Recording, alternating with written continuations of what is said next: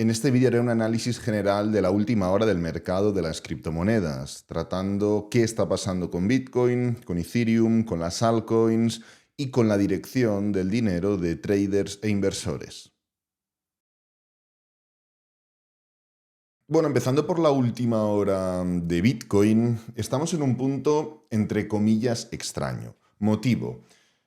Muy simple. El gráfico semanal no tiene buena pinta en cuanto a la ultimísima hora del intento de ruptura de estas diagonales. Es cierto, esto tenemos que admitirlo, y es que tenemos una diagonal a corto plazo a través de la cual estamos cotizando por encima. Tenemos una diagonal a mucho más largo plazo que se remonta a los primeros máximos del año 2021 y pese a que también estamos cotizando por encima de la misma, el precio está estancado. Y en general, cuando tú intentas romper por encima de máximos anteriores, niveles de resistencia, zonas importantes, medias móviles, lo que sea, si tú no eres capaz de romper, cerrar, confirmar y continuar con ese movimiento, es que hay falta de fuerza en la ruptura. Y esto es justamente lo no habitual en claras tendencias alcistas. Para eso simplemente te tienes que ir a ver qué es lo que ha hecho Bitcoin cuando ha roto claramente por encima de máximos anteriores. Pues bueno, ha roto, ha cerrado, ha confirmado y ha continuado. ¿Sí o no? En todos y cada uno de los momentos. En este ciclo, si nos vamos a otro ciclo, lo mismo. Y en tendencia alcista, si nos vamos a tendencia bajista, lo mismo. Sin embargo, cuando ha tenido dudas o falta de fuerza a la hora de formalizar esa ruptura, como por ejemplo, no hay que irse muy lejos, aquí, ¿qué es lo que ha ocurrido? Pullback. Como por ejemplo, no hay que irse muy lejos aquí, ¿qué es lo que ha ocurrido? Pullback y pullback. Como por ejemplo, tampoco hay que irse muy lejos aquí, ¿qué es lo que ha ocurrido? Pullback. No significa que tenga que venir un pullback, pero es cierto que en gráfico semanal tenemos ese mal sabor de boca, simplemente porque el precio no está siendo capaz de romper con contundencia por encima de los máximos anteriores. Un movimiento más de lo más natural del mundo dentro de un gran ciclo alcista, que sí, que esté dudando no significa que no estemos en un ciclo alcista, significa que entramos en esa tesitura rara. ¿Por qué? Porque además, si bien el gráfico semanal nos genera estas dudas, el gráfico diario no genera ninguna. ¿Qué es lo que está haciendo el gráfico diario? Haber roto niveles de resistencia, ojo, en diario y en semanal, corregir en tiempo, simplemente tiene este canal o este movimiento pequeñito en forma de rango correctivo perfecto y previo a una continuación. Es cierto, es así, tenemos el impulso, el pullback y la continuación. Tal y como, ojo, hemos hecho 4 veces distintas en gráfico horario o de 4 horas durante todo el movimiento impulsivo. Fijaros, ¿qué es lo que hemos estado haciendo? Impulso, esta especie de rango, continuación, especie de rango, continuación, especie de rango, continuación, y así, ¿no? Claro, esto es lo que provoca que nos encontremos en una tesitura extraña.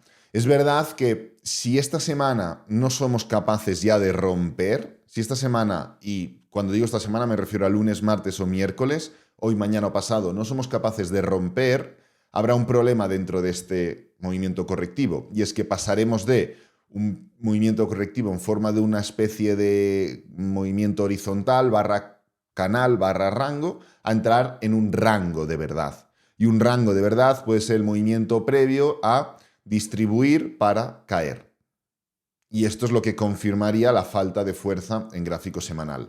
El punto, ¿qué es lo que tenemos? ¿Sobre qué podemos trabajar? Primero, falta de fuerza clara, por lo que he comentado, de niveles de resistencia y gráfico semanal. Segundo, gráfico diario, bien, dentro de la estructura de impulso, pullback y continuación. Sin embargo, con peros. ¿Cuáles son los peros? Si no rompemos en lunes, martes o miércoles, simplemente por la estructura de proporción en cuanto a tiempo impulsándose y tiempo corrigiendo, lo más probable es que entremos en una estructura de distribución importante y no significa que la distribución tenga que derivar sí o sí en la caída, pero entraremos en las reglas ya de un rango que estará marcado en temporalidades inferiores, que aquí ya lo tenemos marcado más o menos. ¿Y qué significa esto? Pues que vamos a ir de la parte superior a la inferior, de la inferior a la superior y así sucesivamente. ¿Hasta qué? Hasta que se forme una ruptura, que puede ser tanto por arriba como por abajo, porque esto es un rango, efectivamente. Cuando tenemos un rango, anulamos lo previo y nos focalizamos en las reglas del rango. Y es una distribución que puede terminar en ruptura hacia arriba o ruptura hacia abajo, indistintivamente de lo que haya hecho el precio anteriormente. Del mismo modo que ocurrió con el rango que formamos en gráfico diario aquí, con el rango que formamos en gráfico diario aquí, y así sucesivamente. Entonces, oye, vale, muy bien, tenemos ubicado Bitcoin, pero ¿por qué no analizamos más? ¿Por qué no buscamos por debajo de Bitcoin qué es lo que está ocurriendo? Perfecto, nos venimos aquí, ahora trataremos un poco el tema de ROIs y demás, pero estamos en un punto en el cual podamos esperar eso que ha ocurrido tantas veces en Bitcoin, que es, nada, esto es simplemente impulso, pullback, y así sucesivamente. Y todos los pullbacks son momentos ideales para acumular, comprar, porque el precio está o viene tan impulsado por FOMO, por ganas de entrar de gente, por ganas de ganar dinero de gente, etcétera, etcétera, que seguirá subiendo. La respuesta es no. No estamos en un punto en el cual, métricamente hablando, en cuanto a métricas sociales, métricas de interés en redes sociales, internet, buscadores de información, etcétera, etcétera, podamos esperar esa dirección. Y es que, fijaros, estamos en un punto que no llega, en cuanto a interés, si nos plantamos desde el mínimo de este mercado bajista anterior hasta el punto actual, fijaros, vamos a hacer así, ahora nos encontramos aquí. Comparad el punto en el cual nos encontramos ahora con anteriores momentos. Evidentemente no lo podemos comparar a esta zona tan inicial porque no había prácticamente ningún tipo de interés, pero había mucho más interés cuando el precio empezó a arrancar en cuanto a nuevos suscriptores en YouTube, por ejemplo, o cuando el precio explotó tanto para la época del halving, o cuando el precio volvió a romper por encima de máximos históricos anteriores, que no ahora. Ahora prácticamente no hay casi interés. Hay un poquito más de interés que cuando el precio estaba horizontal hace unos días, pero no hay mucho interés. Si nos fijamos en vez de en visitas, o sea, en suscriptores, nos fijamos en visitas, 3/4 partes de lo mismo. ¿Hay interés? Sí. ¿Hay más interés que hace 3 meses? Sí que hay más interés. Pero es el interés que nos permite pensar que cualquier pequeño pullback es momento de comprar, es momento de comprar, es momento de comprar. La respuesta es no. En comparativa con grandes momentos de interés de este ciclo, estamos muy atrás aún, fijaros. Y finalmente, si venimos a visitas en la página de Wikipedia, fijaros, esto es muy interesante. Si ponemos Bitcoin, las visitas están de más a menos. Cada vez hay menos interés en esas visitas. Si ponemos Ethereum, lo mismo. Si ponemos criptomonedas, lo mismo. Fijaros, es este color menos azul menos fuerte. ¡Pam! Para abajo. Si ponemos Dogecoin, lo mismo. Polkadot, Ripple, Cardano, Stellar, Algorand. Aquí tenemos algunas altcoins. Lo único que genera un interés mayor es esto, es Litecoin. Lo ocultamos todo otra vez y vemos que Litecoin, sí, Litecoin es lo único que provoca ese interés, pero por motivos específicos. En realidad, si nos focalizamos en todo el mercado, no estamos viendo ese interés.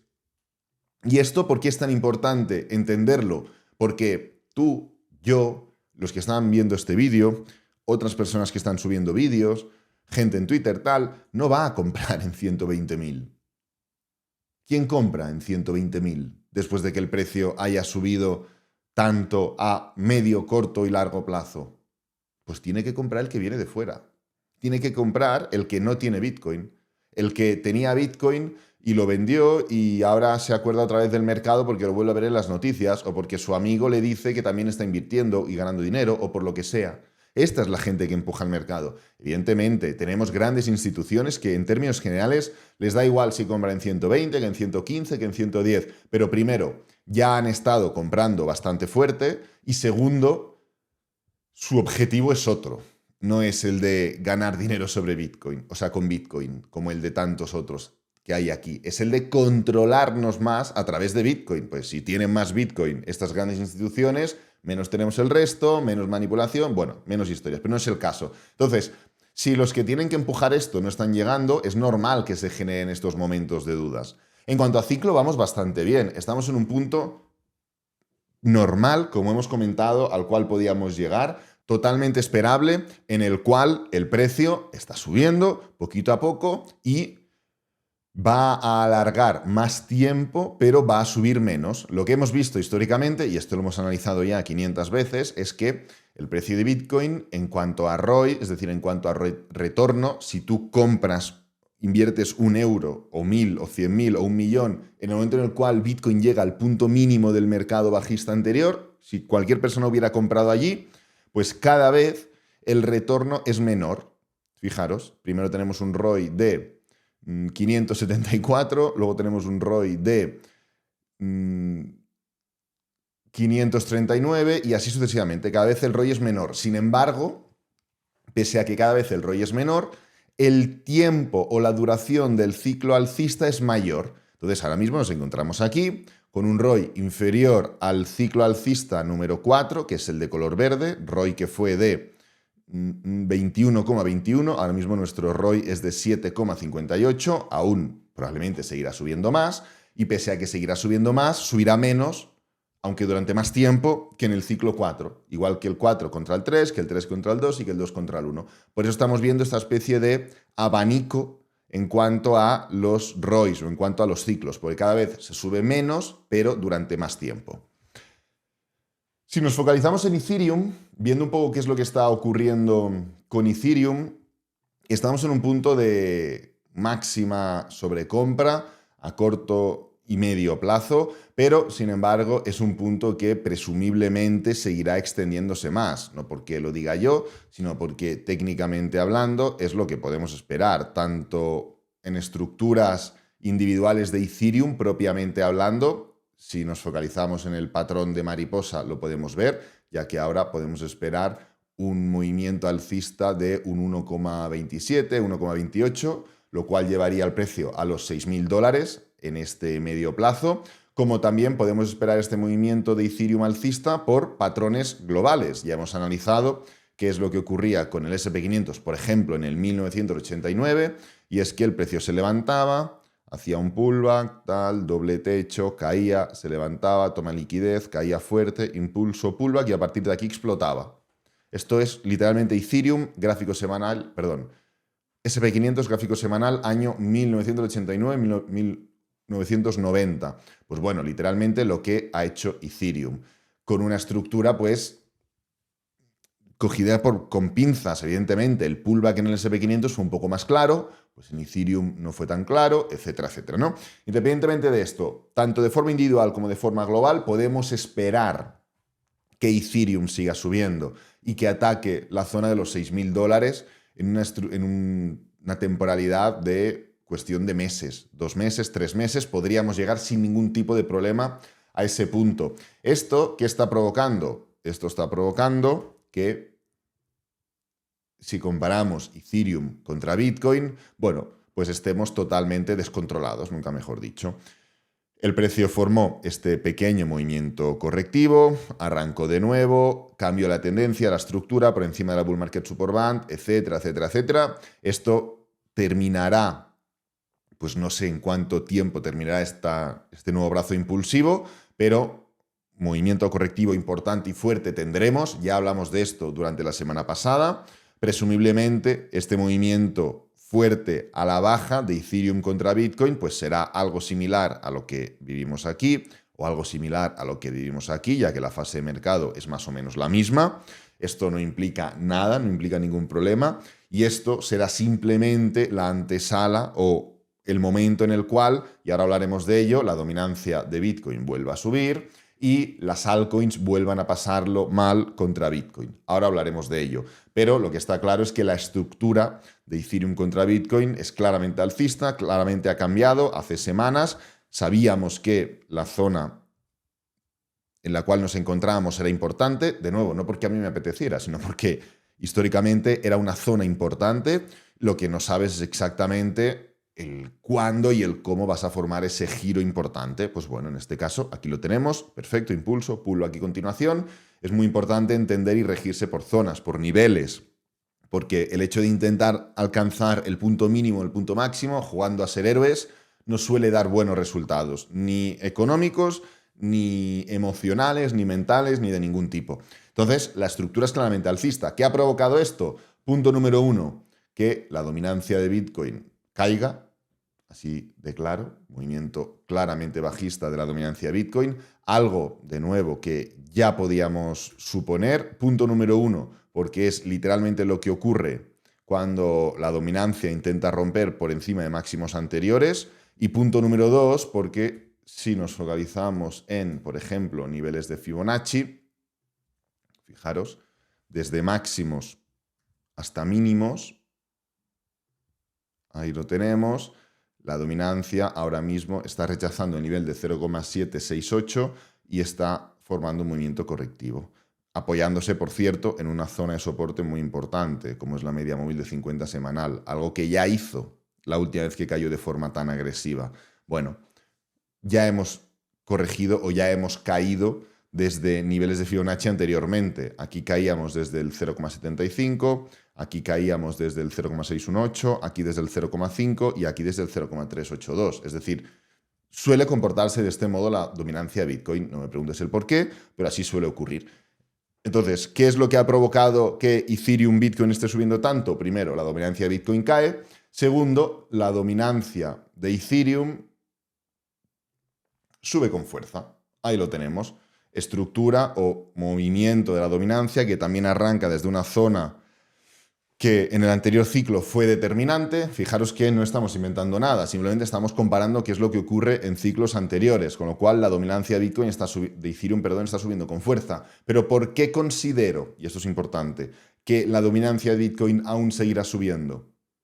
Si estamos viendo estos cambios que parecen determinantes y definitivos. Primero, por lo que he comentado, cuando rompemos por encima de máximos anteriores, corregimos y en niveles de Fibonacci solemos corregir. Y en segundo lugar, porque si sumamos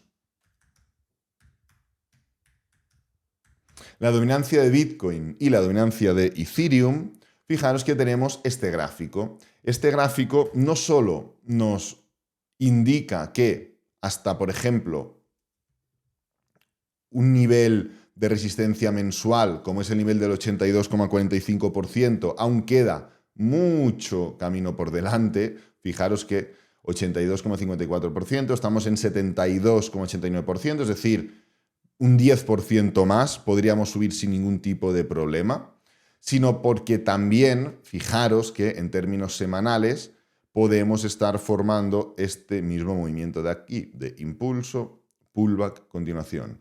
Impulso, pullback, continuación. ¿Tiene que ser de nuevo exactamente igual? No, simplemente hablo de la esencia del patrón. ¿Esto por qué es importante? Porque yo personalmente no me encaja ahora mismo ver que si estamos haciendo esta estructura de aquí, la dominancia de Ethereum como tal sea capaz de subir un 12% más o menos hasta la zona de máximos anteriores. Es decir, ¿veis a la dominancia de Ethereum levantando un gráfico de dominancia de Ethereum contra dominancia de Bitcoin?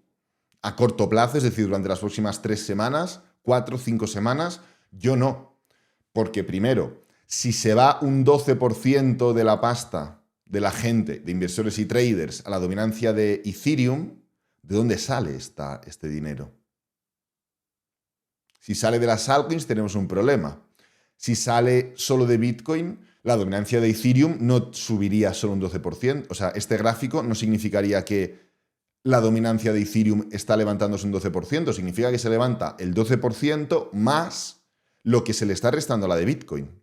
No sé si me explico, porque esto suma Bitcoin e Ethereum. Si la de Bitcoin resta 6 y la de Ethereum sube 12, esto es como si se subiera un 6% y te quedas en la mitad. Con lo cual no sería subir 12, sería subir 18. ¿La dominancia de Ethereum puede subir un 18% en tan poco tiempo? Ojalá. De forma totalmente honesta, ojalá. ¿Por qué? Porque significaría que el mercado explota y esto se vuelve una locura similar a lo del año 2020-2021. Ojalá. Siendo sinceros y hablando de probabilidades, muy complicado. Sinceramente, muy complicado. Más aún, y con esto ya terminamos, si nos focalizamos en lo que está ocurriendo con, aquí lo tenemos, Total 3 menos USDT entre Bitcoin, es decir, lo que está ocurriendo entre las altcoins comparadas contra Bitcoin, las cuales están formando este movimiento impulsivo típico de los meses de julio, ya lo hemos comentado muchas veces, después, o típico después de la caída grande que ocurre durante abril, la caída grande que ocurre durante abril, la caída grande que ocurre durante abril y este movimiento impulsivo que ocurre ¿hasta cuándo?